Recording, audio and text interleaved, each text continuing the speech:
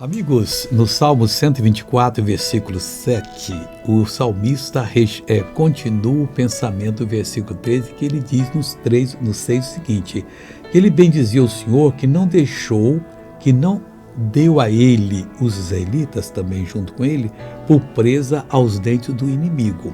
Aí no versículo 7 ele fala assim: a nossa alma escapou como um pássaro do laço dos passarinheiros.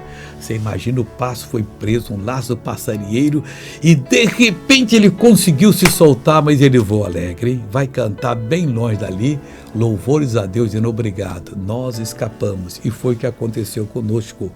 Então pega essa palavra para você: o laço quebrou-se e nós escapamos. Jesus quebrou o laço do inimigo.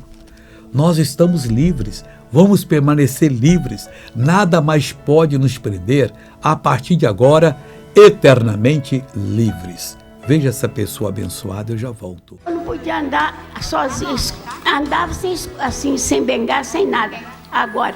Mas acontece que uma tonteira me jogava. E a tonteira agora? Agora não tô tonta. Nem vai soltar mais, glória a Deus. Voltei para abençoar você, Pai, em nome de Jesus eu abençoo essa pessoa, toca na vida dela, cura-a, liberte-a, Deus faça um prodígio nessa vida, está repreendido todo mal, toda doença, todo sofrimento, sai em nome de Jesus, e você diz obrigado Deus e amém.